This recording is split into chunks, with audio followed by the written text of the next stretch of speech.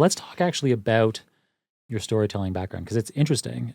You told me about this, one of the first meetings that you and I ever had together, get this history. It involves a very well-known nonfiction author. Yeah.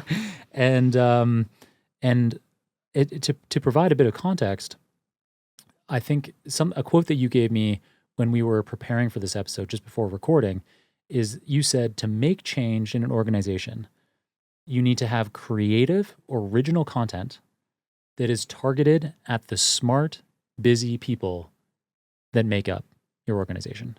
Yeah. And so, yeah, with that kind of framing in mind, tell us about your storytelling background and how you became the expert you are. Yeah. So storytelling for me is a technique to cut through the noise, right?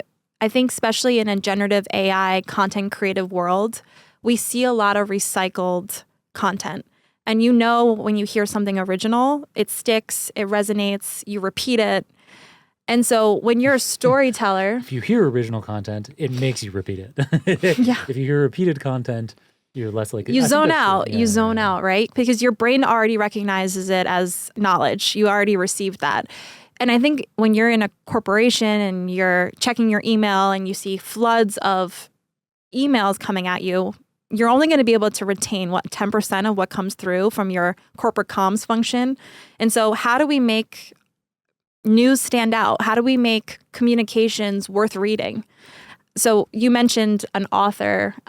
So Simon Sinek came into Ernst Young when I was working there through a partnership. And it's the reason why I fell in love with storytelling was watching an author, a storyteller come into a Big Four consulting firm and have such impact, right? Be able to resonate, cut through the noise, reach the decision maker, shift the way they thought, inspire them to take action. And I realized, oh, it's this during change and transformation. It's more of this.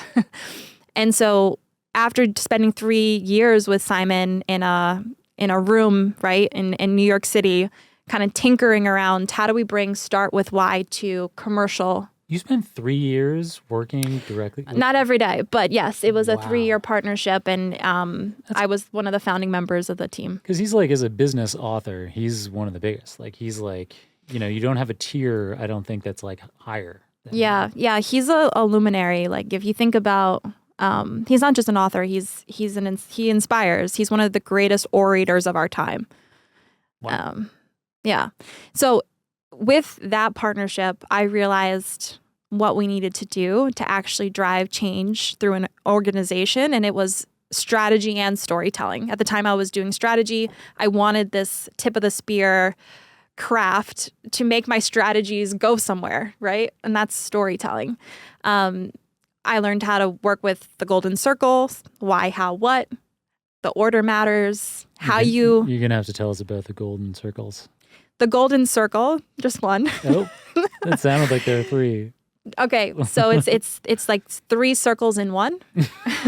You start in the center with the why, then you work out to the how, and then the outer ring is the what. Most enterprises today go what, how, why. Classic in AI as well. It's the, trying to find a nail after you have a hammer. Okay, so this is important.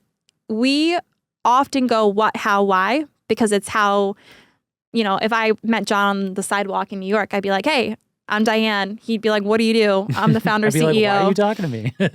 we lead with the what instead of me saying like, hey, John, I'm Diane, right? I exist to help companies create space so they can transform into their highest potential. How I do that is through my consultancy. What I deliver, M&As, product launches, AI integration. Most of the times companies start what, how, why, and they don't even mention their why because they've never spent the time to discover it. No idea what their why is. Right. But if you lead with why, you capture people who are about your cause, who want to be a part of what you're building. And it's almost like a filter for people who aren't your true match or who are supposed to be part of your world. And so I fell in love with that from a corporate task, right? How do we help companies find their why? And how do we help them lead with it to inspire, to motivate action, to drive change? And that's what we do at BizLove is we take that foundational work from the Simon Sinek partnership and we built more on top of it.